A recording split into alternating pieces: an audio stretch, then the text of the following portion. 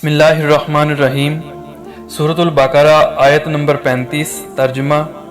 اور ہم نے کہا اے آدم تم اور تمہاری بیوی جنت میں جا کر رہو اور اس میں جو چاہو جہاں سے چاہو کھاؤ اور اس درخت کے نزدیک نہ جاؤ ورنہ پھر تم ظالموں میں سے ہو جاؤ گے۔ اور پھر ہم نے کہا اے آدم علیہ السلام رہو تم اور تمہاری بیوی جنت میں۔ اب یہ جنت کون سی ہے؟ اکثر جو ہم سنتے ہیں کہ یہ جنت آسمان میں ہے اور وہی آسمان میں ہی آدم علیہ السلام کی تخلیق ہوئی، اور یہ بات بھی جانتے ہیں اور مانتے ہیں کہ ایک جو جنت الفردوس ہے جس میں جانے کے بعد واپس نکلنے کا کوئی امکان نہیں ہے، یہ وہ جنت نہیں ہے۔ جنت الفردوس وہ جنت ہے جس میں آخرت میں جا کر لوگوں کو داخل ہونا ہے۔ دیکھیں وحی اور سائنس جو ہم اپنے دماغ سے علم اخذ کرتے ہیں، دونوں میں یہ اتفاق ہے کہ انسان مٹی سے بنا ہے۔ یہ جنت کہاں تھی اللہ جانے، شاید علم میں ہو جو اللہ نے دیا۔ اب جنت بنائی گئی آدم علیہ السلام کے لیے، پھر اس میں آدم علیہ السلام کو رکھا گیا جہاں ہر طرح کے میوے تھے، ہر شے موجود تھی، نہ اس میں دھوپ ستائے گی، ہر طرح کی چیزیں تمہیں فراہم ہیں۔ وہاں آدم علیہ السلام رکھے گئے اس لیے کہ آدم علیہ السلام کو نظر آ جائے کہ شیطان میرا کھلا دشمن ہے، وہ مجھے ورگلائے گا، میرے اندر وسوسہ اندازی کرے گا۔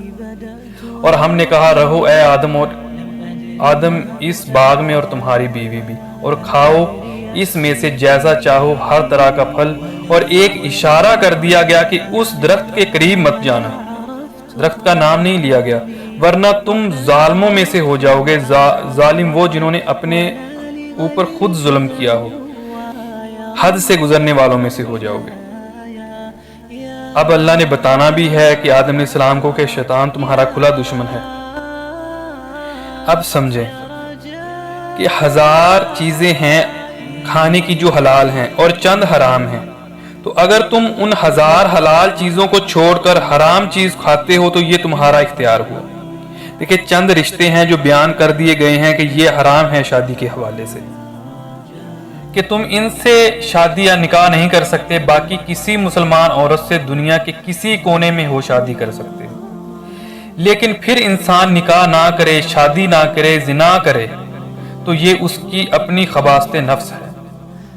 ایک نہیں، دو نہیں، 3 4 تک شادی کرو، اجازت ہے۔ تو اللہ نے کہا کہ اب یہ پورا باغ تمہارے لیے حلال ہے، کھانے سے بھرا ہوا ہے، جو مرضی کھاؤ، بس یہ ایک درخت ہے اس کے نزدیک نہیں جانا، نہیں تو تم ظالموں میں سے ہو جاؤ گے، خود پر ظلم کرنے والوں میں سے ہو جاؤ گے۔ کہ وہ درخت جو تھا وہ ایک آزمائش تھی۔ آیت نمبر 36 ترجمہ۔ پھر شیطان نے ان کو وہاں سے ڈگمگایا، پھر انہیں عزت و راحت سے نکالا کہ جس میں تھے، اور ہم نے کہا کہ تم سب اترو کہ تم ایک دوسرے کے دشمن ہو، اور تمہارے لیے زمین میں ٹھکانہ ہے اور سامان ایک وقت مقرر تک۔ تو پھسلا دیا شیطان نے ان دونوں کو اس درخت کے بارے میں، اور کس کس طریقے سے پھسلایا یہ تفصیل سورۃ طٰہٰ میں آئے گی۔ تو نکلوا دیا ان کو اس کیفیت میں سے جس میں وہ تھے۔ وہ کیفیت یہ تھی کہ نہ کوئی مشقت، نہ کوئی محنت، اور انسان کو اچھے سے اچھا پھل مل رہا ہے اور ضروریات فراہم ہے، اور خاص جنتی لباس بھی عطا کیا گیا ہے۔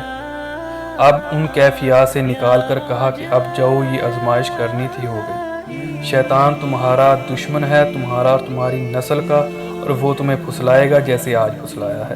تم آگاہ رہنا اس کی شرارتوں سے۔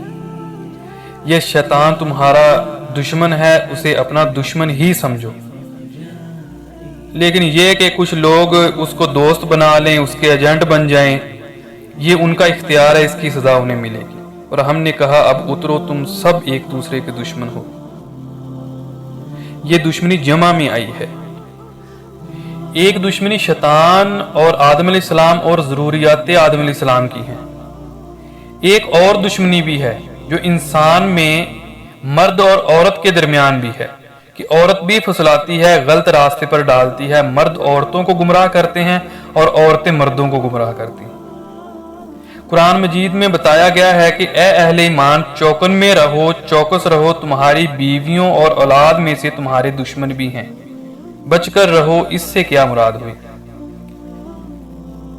कि कहीं उनकी मोहब्बत तुम्हें राह हक से दूर ना ले जाए। तुम कोई अच्छा काम करना चाहते हो, तुम्हारी बीवी या औलाद रुकावट बन गई। बीवी या औलाद कोई अच्छा काम करना चाहती है तो तुम रुकावट बन गए, एक दूसरे के दुश्मन। ये तो मोहब्बत नहीं, ये अदावत है। और फिर अल्लाह कहता है कि तुम्हारे लिए ज़मीन में ठिकाना है, ज़रूरियात की चीज़ें हैं हमने मुहैया कर दी हैं, लेकिन एक वक्त मुकर्रर तक, एक वक्त आएगा ये सब हम समेट लें।